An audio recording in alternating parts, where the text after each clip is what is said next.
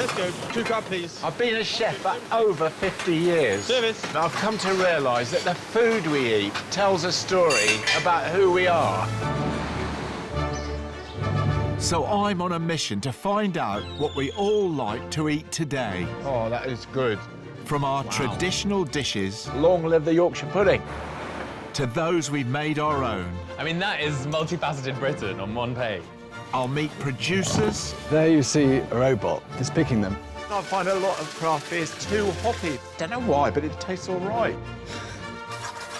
some of our best chefs, We're picking scurvy grass. Crikey. Pretty punchy. plus those keeping traditions alive. We've just got to finish. I have no hope. I'll see how food brings us together. Dig in. Lovely, that sort of hot garlic. Fabuloso. And from my home in Padstow, I'll bring you great dishes of my own. Love stuff like this. So join me as I unearth the stories behind the food we all love to eat today.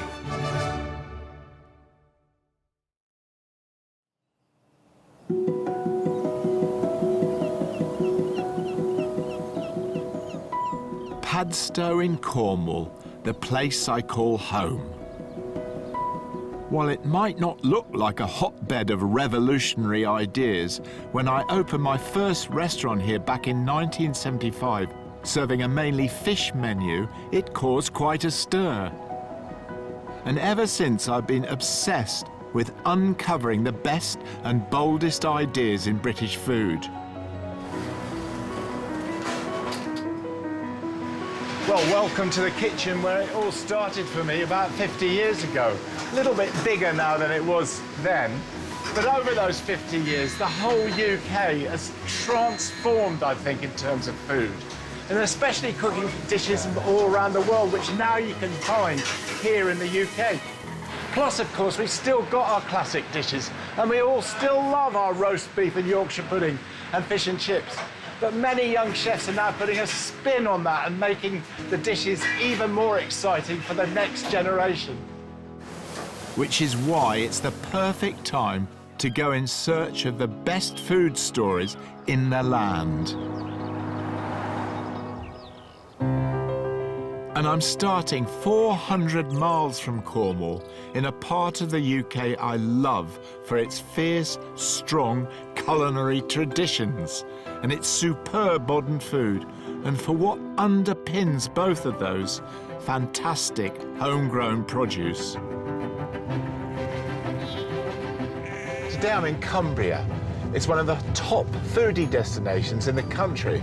It's not just the beautiful scenery, look around you, but the bountiful produce, some of the best in the UK. Just shy of the border with Scotland, Cumbria is home to England's biggest national park, the Lake District, and its highest peaks.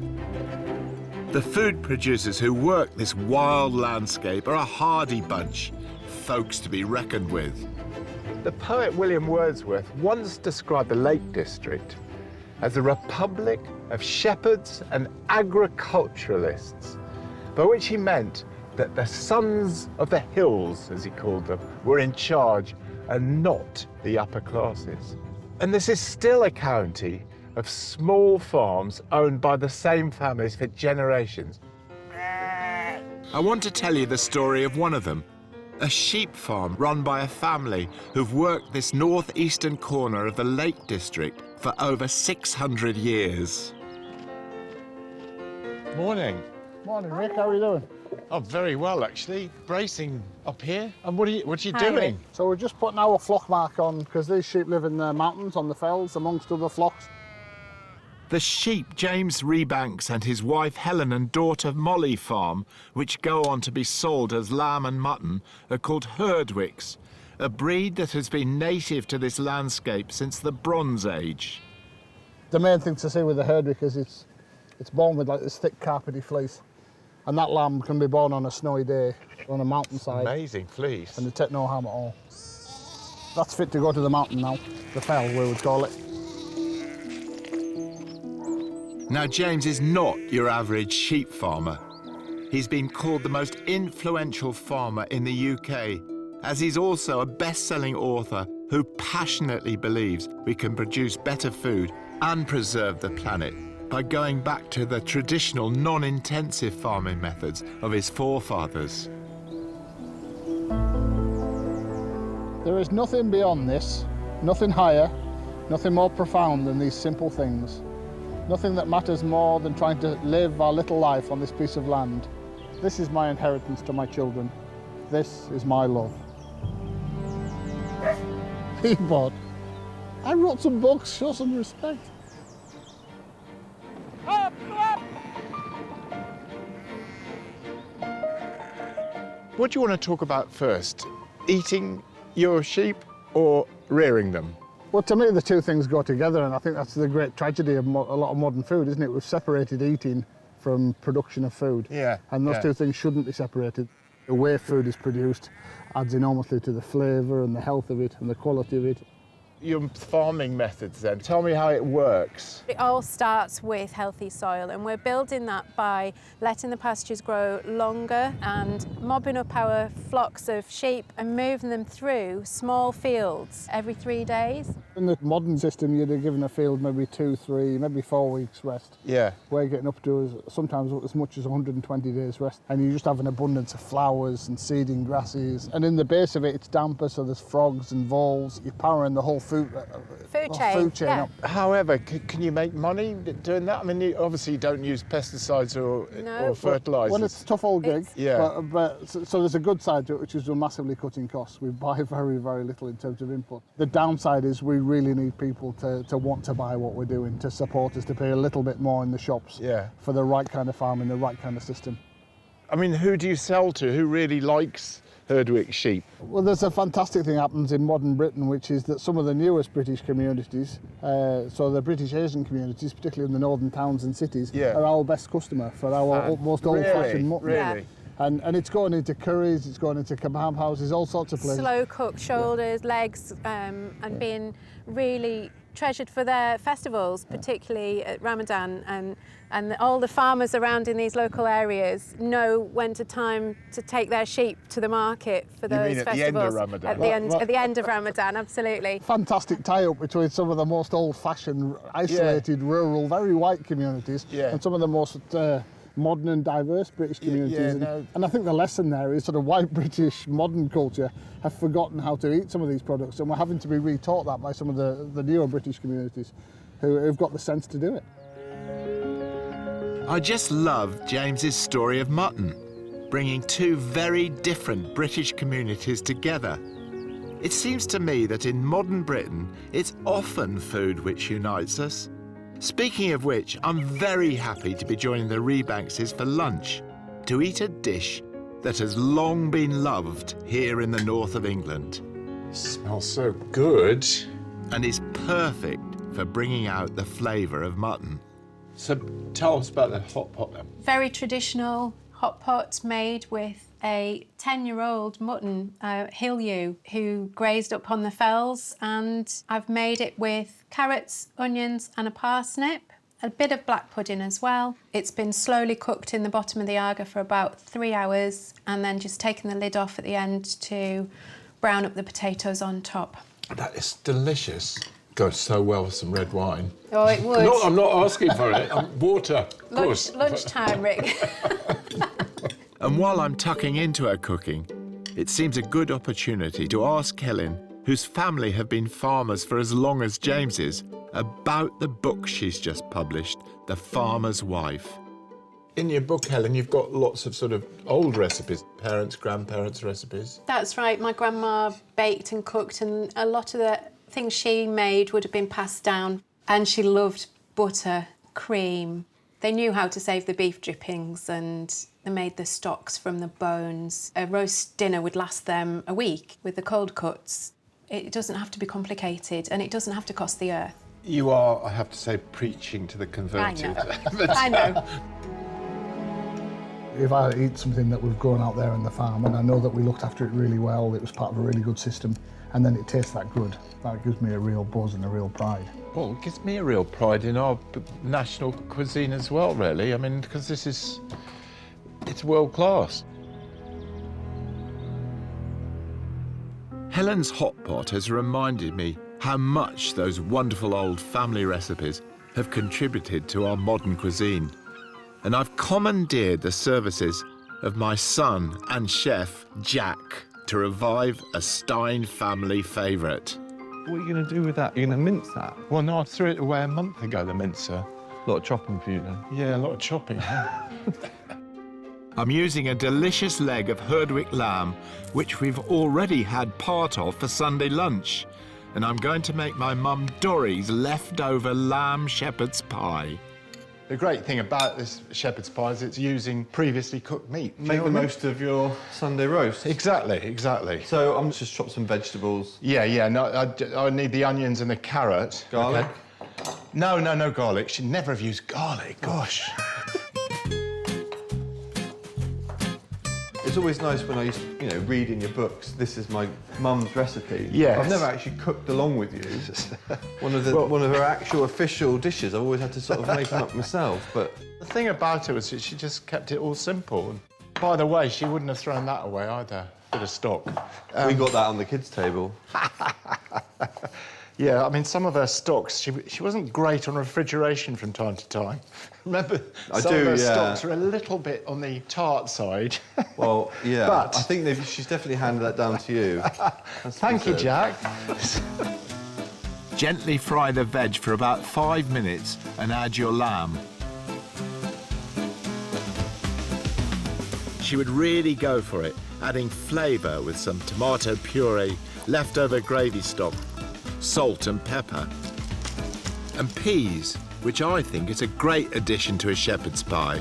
The other things that need to go in there, I put in a little bit of just browning in there. That's good. What is browning? I've sort of seen it around. It's just caramel. For good measure, my mum would also add Worcestershire sauce, red currant jelly, parsley, and rosemary. And then there's Jack's contribution, which he assures me is crucial. A teaspoon of Marmite. Let's taste it. That's wizard. Isn't that nice, eh? Wizard. You said it on the TV in 1994 when I was at the most critical point of my secondary schooling, and every kid seemed to have watched that episode the night before, and they just were, oh, it was a nightmare. That and saying I had an imaginary friend. When everyone at school knows you've got an imaginary friend and your dad says wizard. Yeah, tough. Oh dear, I'm so sorry, Jack. Back to the pie. You'll need to mash a kilo of potatoes. Once your lamb is in an oven-proof dish, spoon the potato on top. Fluff the surface with a fork so that you get those lovely crispy bits. Then pop the lot into a hot oven. Set timer 20 minutes. 20 minutes, counting down. Thank you. Wizard. Really? Probably. Just the smell coming out of the oven takes me back to memories of my mum's wonderful home cooking. It was definitely her who inspired me to become a chef. There you go. Thank you very much. It smelled really good. It's the Marmite, I'd imagine. Probably the Marmite. Tell me what you think. Isn't that good? Yeah. What's nice is it's because it's not minced lamb, it's roast lamb. You get all the fat from the actual roast itself. Yeah. So it gives that really unctuous kind of texture. Yeah, what a lovely way to use up leftovers. Well, I think so. To me, it just reminds me of all those good times in a house in Burford. Yeah, exactly. It's, you know, taste through memory, you know, so I'll be able to give this to my kids. It'll be the great-grandmother's dish. Yeah. And then the great-great-great-grandmother's dish. It's great. It's food memories. Exactly. It's best part of life, I think. Cheers.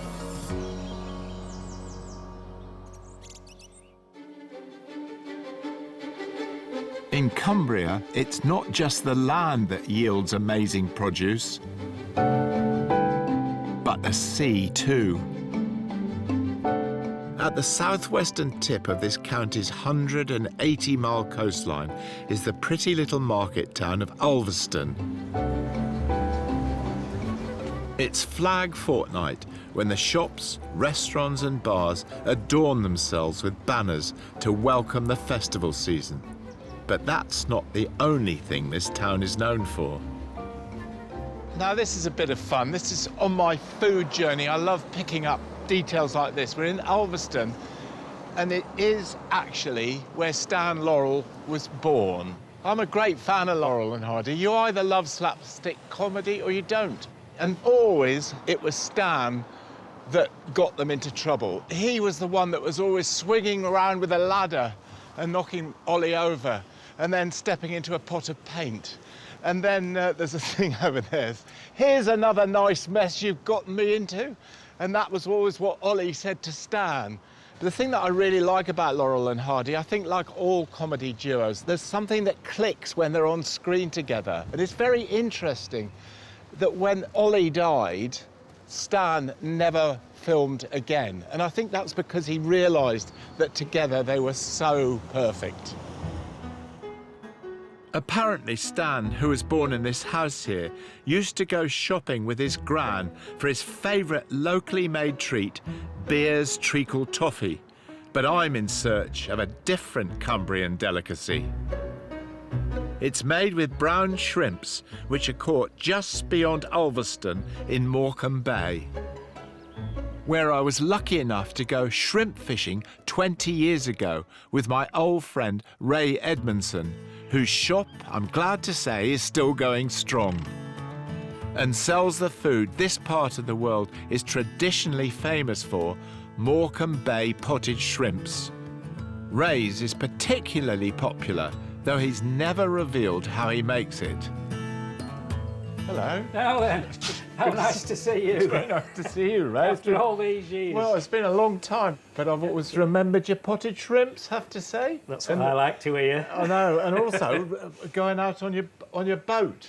The boat's all right then? The boat's just running okay, yeah. Okay. It's like me getting a bit older. Well, how old would it be now then? It's coming up towards 50. A video here. So is that the launch? Well, that must be quite a special occasion It was. Ray built his boat himself after jacking in his job as an engineer to realise his dream of becoming a fisherman. It's the first time I've ever built a boat. And the last? And the last. And look at all those other boats. Are they other shrimping boats in the Yeah, background? there was about then? 30 boats, all So shrimping. different. They gradually all dwindled over the years. So how many boats are left now then? There's me and one other lad. And only 2 boats left. And there's you, lots of hair, looking very handsome. Yeah. I had long hair too.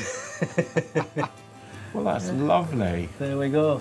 And could I try some of your legendary potted shrimps? There you go.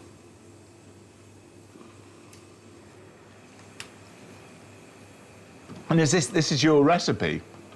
Mace, isn't it? It's mace. Oh, I can't tell you. There's a mixture of things. That is such a sort of classic British flavour, I think. I can give you a little sniff at tub if you want. Of the spices? Yeah.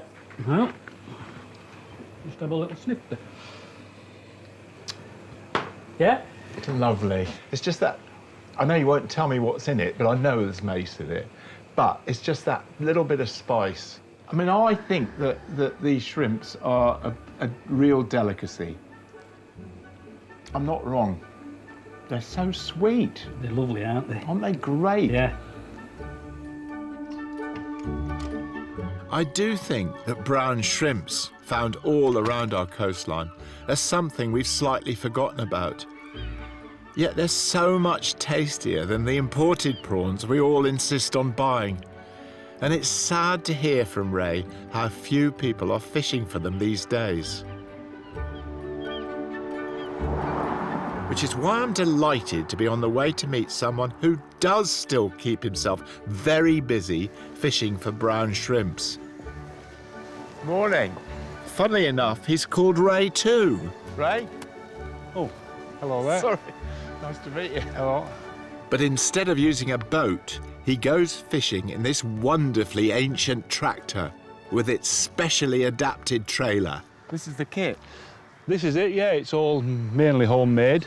Well, I can see that. Yeah. It looks like an artist's creation. It does, yes. It's quite special. Ray's setup harks back to the horse and cart method of fishing for shrimps, popular in these parts from the 18th century until the 1960s. The cart that was used had a wonderful name, It was called a tra-la-la. Got a pole here that we pull out.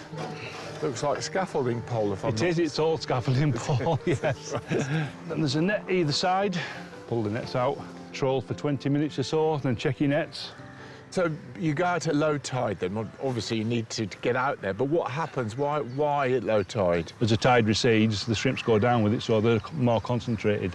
The shrimps follow the run, the channel going down. OK. So we try and get just on the edge, and hopefully you can get some clean shrimps that way. And how far do you go out? Between 2 and 5 miles. 5 miles? Yeah, that's probably... That's unbelievable. Yeah.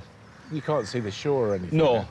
I read somewhere that the tides can go faster than a horse can run. Is that true? Is it on that... a big tide, yes, Yeah. yes. You know, you've got to have one eye on the tide in the weather. If it's windy, it can come in half an hour sooner. And, I mean, they're a bit old, the tractors. They are, that's probably same age as me. It's probably 58-year-old. Do they Yeah. ever stop out there? Occasionally, yeah, it does happen. No, a wheel fell off last year and I had to run home and get help, but... It just seems to me like a really tough way of life, but you love it, do you? Oh, yeah, I love it, yeah. Not so Yeah. brilliant when the rain's pouring in your face and things, but on a nice day, there's nowhere better. It is antiquated, this way of fishing, you know, but it's sustainable and we just keep doing it, yeah. Great. The vast flats of mud and sand of Morecambe Bay that make up Ray's fishing ground are the biggest in the UK, covering an area of 120 square miles. Ray's been doing this job since he was 19, running the daily gauntlet of racing tides and ever-shifting quicksands. See ya! But I'm much happier to stay at least within sight of the coastline. I've just been walking out, just keep walking out on this flat plain and just sort of observing how my brain's going, really, because I'm starting to feel a bit uneasy. The further I go, the more it feels like I'm in a desert. And the more I look out there, I think, where's the tide? Where's the sea? Is this going to be all right? Then I turn back, and there's that beautiful landscape there, and it's sort of accentuated because I'm in this sort of uncertain area, and that is safety. I'm also thinking about Ray working out there trawling for those shrimps, and they'll soon have to start coming in because the tide's coming in. There's nothing about that rig that isn't exactly what's necessary to do the job. There is a sort of practicality, a common sense about it. And there's, I don't know, there's something great about the sort of British character, I think. It's sort of, when you get out here and you meet people like that, you realise that actually we've got a lot of sense. Speaking of common sense, I'd better get back to terra firma. And I'm just in time to see what Ray and his tractor have managed to catch. How was it? Yeah, we haven't done too bad. Oh, you got some fish? Fish as well, a couple of thornbacks and a couple of plaice. Oh, brilliant. They look lovely. Nice place. And look at those. Another month, yeah, they're a good box of shrimps there. So how long have we got before you have to cook them, really? As fast as possible, to be honest. Yeah, like lobsters, all those shellfish go to mush. They do go to mush quite quick, Do especially they? if they get a bit of sun on them, yeah, so every drip's a penny. Every drip's a penny.